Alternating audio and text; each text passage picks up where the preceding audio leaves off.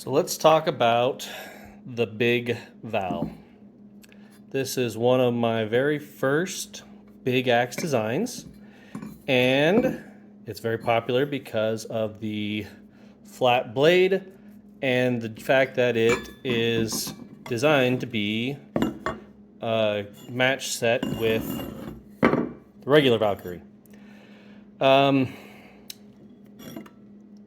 This has been a massive learning experience for me.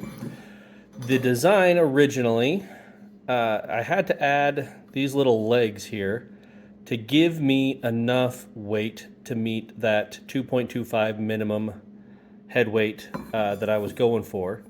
Because when I originally designed this axe, I was doing so with the goal of maintaining a 1-inch wide head.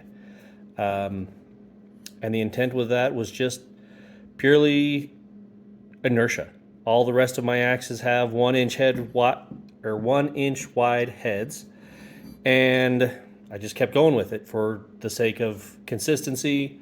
Use the same length rope pin, whatever. This design, however, has caused me a number of fits.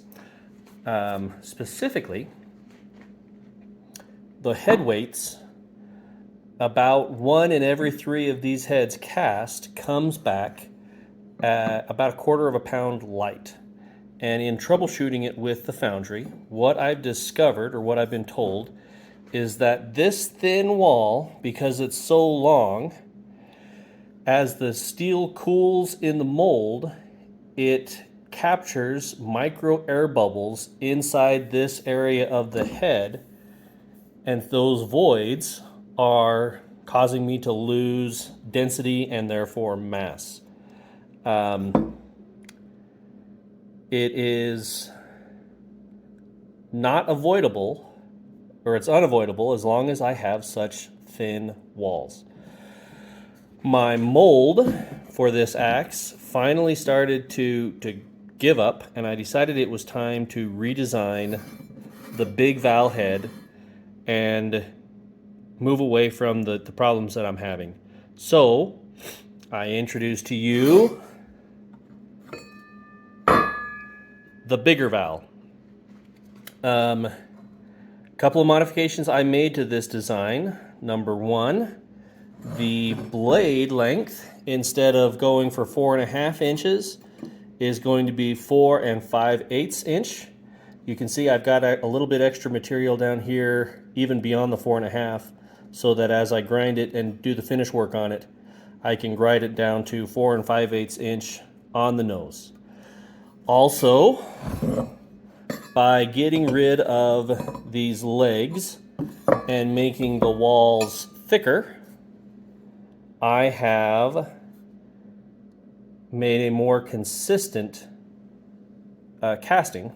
I've got 12 of these right now that just came back from the foundry, and they are all, in this current state, 2 and just shy of 3/4 pound.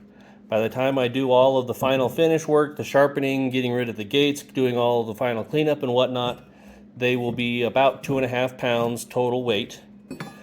But still maintain that flat edge.